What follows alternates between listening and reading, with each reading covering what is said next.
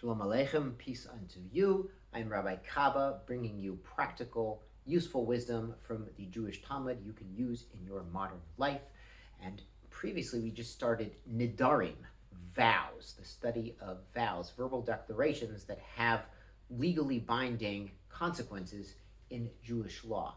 So the Talmud on Daf Gimel, the second page of Nedarim, they say, well, we have this concept in Jewish law based on a verse in Numbers, the 30th chapter, verse number 3, not to delay fulfilling vows, not to delay. If you've made a promise to do something, to bring an offering or to help someone, don't delay. Try to do it right away. And there are specific parameters that the Talmud will get into later. And today they ask, does this apply to a Nazir as well? A Nazir, maybe you've heard of. This is a person who takes a specific kind of vow, abstaining from wine, avoiding contact with ritual impurities such as a graveyard, and he famously grows his hair out long. So the most famous Nazir you might have heard of is Samson, or Shimshon. And Samson had this great long hair, and he fought all these battles against the Philistines to defend the Jewish people from the Philistine armies. And then eventually Delilah, who herself was a Philistine, and that's a topic for a whole other time, how he could marry her, she found out the secret and cut off his hair, and he became very weak and was captured by the Philistines. And when his hair grew back, he was strong again and was able to take revenge on them.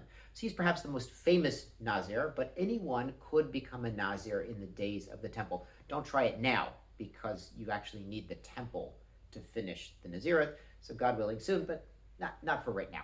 So anyway, our sages ask if the prohibition to delay takes effect on a Nazir, if that's relevant, because usually if someone says, I'm a Nazir, well, that's right away. So the case where they're asking is, what if somebody says, I will become a Nazir before I die?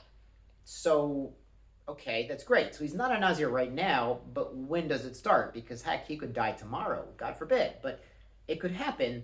So when does it start? Our sages say right away. It starts now, because he could kick the bucket today or tomorrow or who knows. So if he takes such a vow, I'll do it before I die, I'll get to it before I kick the bucket, starts now.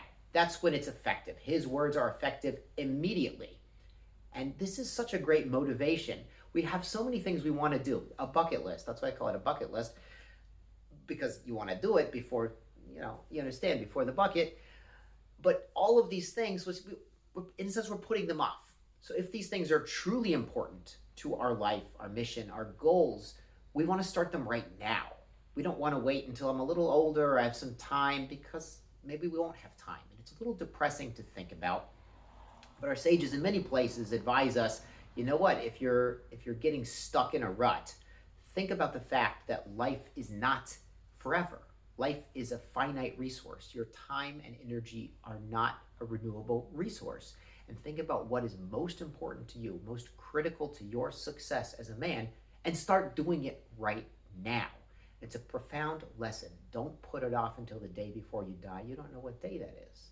So it's an amazing inspiration from the Talmud that we can use in our lives. It is my blessing to you that whatever you need most in life, you'll be able to start and see through to completion. Be well.